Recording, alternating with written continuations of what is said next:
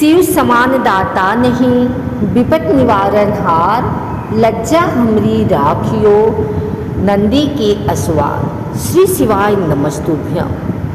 जय श्री हरि, राधे राधे। आइए सुनते हैं श्रावण मास एकादशी पर भगवान विष्णु और शिव की यह कहानी। जब विष्णु जी ने शिव जी को मुश्किल से बाहर निकाला। यौगिक कथाओं में ऐसी कई कहानियाँ हैं जिनमें बताया गया है कि शिव की करुणा कोई भेदभाव नहीं करती और वे किसी की इच्छा पर बच्चों की तरह भोलापन दिखाते हैं। एक बार गजेंद्र नामक एक असुर था। गजेंद्र ने बहुत तप किया और शिव से यह वरदान पाया कि वह जब भी उन्हें पुकारेगा शिव को आना होगा। त्रिलोकों के सदा शरारती ऋषि नारद ने देखा कि गजेंद्र हर छोटी छोटी बात के लिए शिव को पुकार लेता था, तो उन्होंने गजेंद्र के साथ एक चाल चली। उन्होंने गजेंद्र से कहा, तुम शिव को बार बार क्यों बुलाते हो? वह तुम्हारी हर पुकार पर आ जाते हैं। क्यों नहीं तुम उनसे कहते कि वह तुम्हारे अंदर आ जाएं और वहीं रहें, जिससे वह हमेशा तुम्हारे अंदर होंगे। गजेंद्र को यह बात अच्छी लगी और फिर उसने शिव की पूजा की। जब शिव उसके सामने प्रकट हुए तो वह बोला, आपको मेरे अंदर रहना होगा, आप कहीं मत जाइए। शिव अपने भोलेपन में एक लिंग के रूप में गजेंद्र में प्रवेश कर गए और वहाँ रहने लगे। फिर जैसे जैसे समय बीता, पूरा ब्रह्मांड शिव की कमी महसूस कर रहा था। कोई नहीं जानता था कि वह कहाँ है। सभी देव और गण शिव को खोजने लगे। काफ़ी खोजने के बाद जब कोई यह पता नहीं लगा पाया कि वह कहाँ है, तो वे हल ढूंढने के लिए विष्णु के पास गए। विष्णु ने स्थिति देखी और कहा, वह गजेंद्र के अंदर है। फिर देवों ने उनसे पूछा कि वे शिव को गजेंद्र के अंदर से कैसे निकाल सकते हैं, क्योंकि गजेंद्र शिव को अपने अंदर रखकर अमर हो गया था। हमेशा की तरह विष्णु सही चाल लेकर आए। देवगण शिव भक्तों का रूप धरकर गजेंद्र के राज्य में आए और बहुत भक्ति के साथ शिव का स्तुति गान करने लगे। शिव का महान भक्त होने के कारण गजेंद्र ने इन लोगों को अपने दरबार में आकर गाने और नाचने का न्योता दिया। शिव भक्तों के वेश में देवों का यह दल आया और बहुत भावनाओं के साथ बहुत भक्तिपूर्वक वे शिव के लिए भक्ति गीत गाने और नाचने लगे। शिव जो गजेंद्र के अंदर बैठे हुए थे, अब खुद को रोक नहीं सकते थे। उन्हें जवाब देना ही था, तो वह गजेंद्र के टुकड़े टुकड़े करके उसके बाहर आ गए।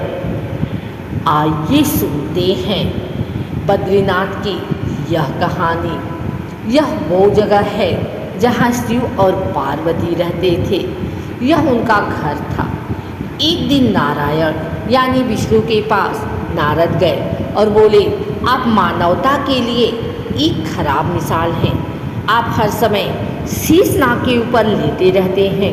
आपकी पत्नी लक्ष्मी हमेशा आपकी सेवा में लगी रहती हैं और आपको लाड़ करती रहती हैं। इस ग्रह के अन्य प्राणियों के लिए आप अच्छी मिसाल नहीं बन पा रहे हैं। आपको सृष्टि के सभी जीवों के लिए कुछ अर्थपूर्ण कार्य करना चाहिए। इस आलोचना से बचने और साथ ही अपने उत्थान के लिए विष्णु तप और साधना करने के लिए सही स्थान की तलाश में नीचे हिमालय तक आए। वहाँ उन्हें मिला बद्रीनाथ, एक अच्छा सा छोटा सा घर, जहाँ सब कुछ वैसा ही था जैसा उन्होंने सोचा था। साधना के लिए सबसे आदर्श जगह लगी उन्हें यह। वह उस घर के अंदर गए। घुसते ही उन्हें पता चल गया कि यह तो शिव का निवास है और वह तो बड़े खतरनाक व्यक्ति हैं। अगर उन्हें गुस्सा आ गया तो वह आपका ही नहीं खुद का भी गला काट सकते हैं। ऐसे में नारायण ने खुद को एक छोटे सी बच्चे के रूप में बदल लिया और घर के सामने बैठ गए। उस वक्त शिव और पार्वती बाहर कहीं टहलने गए थे। जब वे घर वापस लौटे तो उन्होंने देखा कि एक छोटा सा बच्चा जोर जोर से रो रहा है। पार्वती को दया आ गई। उन्होंने बच्चे को उठाने की कोशिश की।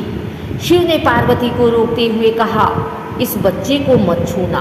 पार्वती ने कहा, कितने क्रूर हैं आप, कैसी नासमझी की बात कर रहे हैं। मैं तो इस बच्चे को उठाने जा रही हूँ, देखिए तो कैसे रो रहा है। शिव बोले, जो तुम देख रही हो उस पर भरोसा मत करो। मैं कह रहा हूँ ना, इस बच्चे को मत उठाओ। बच्चे के लिए पार्वती की स्त्री सुलभ मनोभावना ने उन्हें शिव की बातों को नहीं मानने दिया। उन्होंने कहा, आप कुछ भी कहें, मुझे कोई फर्क नहीं पड़ता। मेरे अंदर की माँ बच्चे को इस तरह रोते नहीं देख सकती। मैं तो इस बच्चे को जरूर उठाऊंगी। और यह कहकर उन्होंने बच्चे को उठाकर अपनी गोद में ले लिया। बच्चा पार्वती की गोद में आराम से था और शिव की तरफ बहुत ही खुश होकर देख रहा था। शिव इसका नतीजा जानते थे, लेकिन करें तो क्या करें। इसलिए उन्होंने कहा, ठीक है, चलो देखते हैं क्या होता है। पार्वती ने बच्चे को खिला पिलाकर चुप किया और वहीं घर पर छोड़कर खुद शिव के साथ गर्म पानी से स्नान के लिए बाहर चली गई। वहाँ पर गर्म पानी के कुंड हैं। उसी कुंड पर स्नान के लिए शिव पार्वती चले गए। लौटकर आए तो देखा कि घर अंदर से बंद था। शिव तो जानते ही थे कि अब खेल शुरू हो गया है। पार्वती हैरान थी कि आखिर दरवाज़ा किसने बंद किया। शिव बोले, मैंने कहा था न, इस बच्चे को मत उठाना। तुम बच्चे को घर के अंदर लाई और अब उसने अंदर से दरवाज़ा बंद कर लिया है। पार्वती ने कहा, अब हम क्या करें। शिव के पास दो विकल्प थे। एक, जो भी उनके सामने है उसे जलाकर भस्म कर दें, और दूसरा, वे वहाँ से चले जाएं और कोई और रास्ता ढूंढ लें।